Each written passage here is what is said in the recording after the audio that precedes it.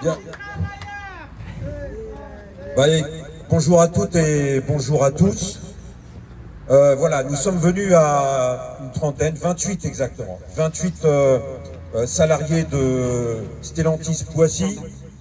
Donc on est malheureusement, merci, on est malheureusement le donneur d'ordre. En tout cas, on travaille chez le donneur d'ordre et nous sommes venus parce que qu'on soit donneur d'ordre ou sous-traitant, qu'on soit ingénieur ou ouvrier, quelle que soit l'appartenance syndicale ou pas d'ailleurs, on est tous dans le même bateau. C'est le message qu'on veut vraiment ici venir faire passer, c'est qu'il faut absolument, pour qu'on s'en sorte, qu'on casse ces frontières, ces divisions artificielles que nos patrons respectifs ont créées artificiellement entre donneurs d'ordre sous-traitants, ouvriers, ingénieurs, et puis entre les divisions, entre les syndicats. Parce que ça, c'est mortifère pour nous en tant que salariés, en tant que travailleurs. On est encore 2600 salariés, toutes catégories confondues, à l'usine de Stellantis à Poissy. Et nous savons, là on vous le dit de l'intérieur, nous savons qu'après l'Opel Mokka, on n'a plus de fabrication de voitures. Il n'y a plus de nouveaux projets, il n'y a rien du tout, y compris en débuts des tuyaux, etc. Il y a zéro. Ça veut dire que derrière, si on fabrique plus de voitures, c'est la fermeture de l'usine. Et la question qu'on se pose, nous, à Stellantis, mais qui se pose aussi ici à Forvia, mais à Lire, à Cergy, qui nous fournit les sièges, à Plasticonium, chez tous les fournisseurs et les sous-traitants, la question qu'on se pose, et qu'il faut absolument qu'on ait une réponse, c'est comment, après l'Opel Mokka, tous ces travailleurs, on va continuer à remplir le frigo, à payer nos dettes, à payer nos charges, à faire vivre nos familles. C'est la seule question qui vaille le coup pour nous. Comment on va continuer à remplir notre frigo? Et pour ça, il faut qu'on s'unisse. Nous sommes convaincus, c'est ce qu'on avait marqué, c'est ce qu'on a marqué dans le tract, nous sommes convaincus qu'il faut qu'on s'unisse par-delà les logos des entreprises, par-delà les logos des syndicats, par-delà nos différentes catégories professionnelles. On est exactement tous dans le même bateau.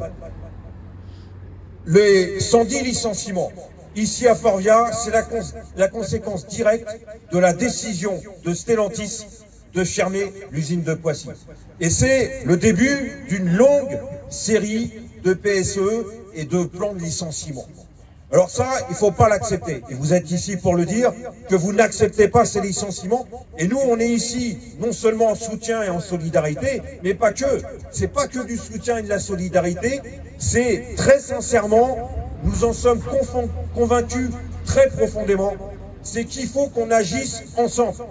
Ici à Forvia, là-bas à Stellantis, là-bas aussi à Stellantis d'Ouvrin, qui est une usine de fabrication de moteurs. On a fait 300 km pour aller les voir, pour discuter avec les salariés, pour qu'on se mette ensemble pour défendre nos intérêts, de travailleurs. Parce que on ne travaille pas dans des entreprises qui sont au bord de la faillite, et on ne travaille pas chez l'artisan du coin. Stellantis, c'est une multinationale, un empire industriel qui aujourd'hui repose sur des dizaines de milliards de profits. On a fait le calcul hier, c'est près en 5 ans et demi, c'est une accumulation de 65 milliards d'euros. C'est pratiquement 1 milliard de bénéfices par mois pendant 5 ans et demi. Bon, c'est Carlos Tavares qui était parti, qui tournait à 100 000 euros par jour, mais c'est aussi, surtout, les actionnaires, la famille Agnelli, la famille Peugeot, qui ont tourné en 2024 collectivement à 21 millions de dividendes par jour. 21 millions par jour. Ici, comme à Stellantis, à Poissy, on a tout donné. Ils nous ont pris notre santé, on a donné notre énergie, notre temps, notre préoccupation cérébrale. On a tout donné. On a en fait accepté tous les sacrifices qu'ils nous ont demandés les uns et les autres. Et pour quel résultat? Pour un résultat, pour aucune justification de fermeture d'usine, il n'y a aucune justification de fermer Poissy, et ici, il n'y a aucune justification des licenciements. Et si Poissy ferme, ici, on ne donne pas cher de Forvia. Bien sûr que Forvia va recentrer son activité. Et là, la première charrette de 110 licenciements, il y en aura d'autres. Et c'est pareil pour Lire. Lire, ils sont 150-200 à nous fournir les sièges. Ils vont passer à la trappe aussi quand on va fermer. Donc il faut absolument qu'on s'unisse, qu'on s'organise et puis qu'on agisse ensemble. José l'a très bien dit, en Allemagne, ils se sont défendus, ils se sont mobilisés intelligemment. Il faut qu'on fasse exactement la même chose, qu'on se mobilise intelligemment. Et plus on est nombreux à se mobiliser, plus on est nombreux à avoir conscience qu'on a des intérêts communs à défendre, et bien plus on aura de chances de décrocher le maximum. Parce qu'il ne s'agit pas de se satisfaire de quelques miettes. Ici, vous en avez certains, mais on a les mêmes à Poissy, qui vous disent et qui nous disent: ne vous inquiétez pas, il faut laisser faire les discussions, il faut laisser faire les négociations, il faut surtout pas bouger, il faut surtout pas s'organiser, etc. Et ça, c'est mortifère. C'est mortifère parce que plus le temps passe et plus on est faible. C'est qu'il faut agir le plus rapidement possible et le plus intelligemment possible. Alors quand je dis le plus intelligemment possible, on a vu là que vous avez proposé, José a proposé la création d'un comité, d'un collectif, peu importe son nom, et c'est nous aussi, à Sud, en tout cas à Poissy, on trouve que c'est une très très bonne chose.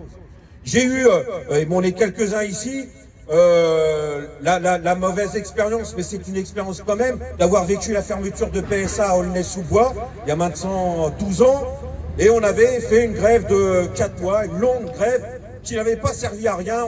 On avait sorti quand même, on avait décroché des droits supplémentaires, et heureusement qu'on s'était battu. On n'est pas parti sans rien, on n'a pas empêché la fermeture de l'usine, mais ça c'est plus compliqué d'empêcher les fermetures d'usines, mais en tout cas on n'est pas parti sans rien. Et on s'était organisé dans un comité de grève. Pourquoi un comité ou un collectif?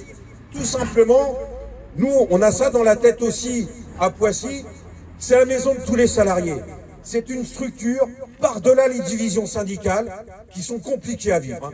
Par-delà les divisions syndicales, par-delà les divisions de catégories professionnelles, ouvriers, ingénieurs.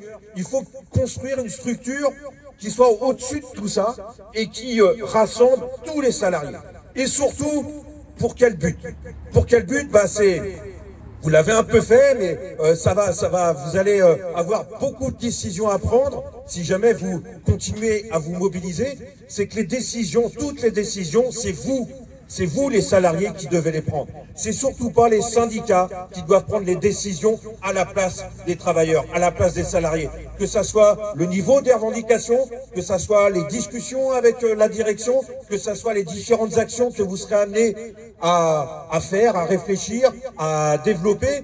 C'est vous tous qui devez être maîtres de votre mouvement, de votre mobilisation. Et ça, une maison commune qui est par-dessus les syndicats, qui balaye toutes ces divisions, ces guéguerres syndicales, moi je trouve que c'est la meilleure idée. Et en tout cas, on va s'en inspirer, nous, à Poissy, quand on sera en capacité de se mobiliser, parce que c'est ce qui fait notre force, nous les travailleurs. On est divisés tout le temps, on est divisés. Et le patron nous divise. Eh bien, il faut qu'on s'unisse. Il faut qu'on s'unisse, mais en s'organisant. On a le nombre avec nous.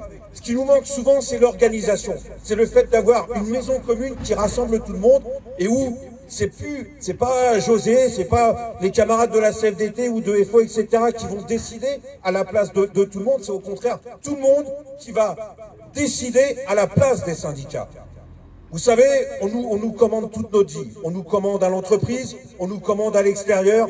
Et bien quand les salariés, ils se mobilisent, il faut qu'ils deviennent les patrons de leur mobilisation. C'est vous les vrais patrons de votre mobilisation. Et puis, vous allez être maître de votre destin, maître de votre mobilisation, et vous prendrez les décisions. Nous, on en est convaincus à Poissy, vous prendrez les décisions qui seront les meilleures pour vous et pour vos intérêts. Alors on vous souhaite un bon courage, une bonne chance, mais ce qu'on tient à vous dire, c'est que on va revenir. C'est évident que on retournera à Douvrin, à Stellantis, pour s'adresser aussi à nos camarades de Stellantis à Douvrin dans le Nord.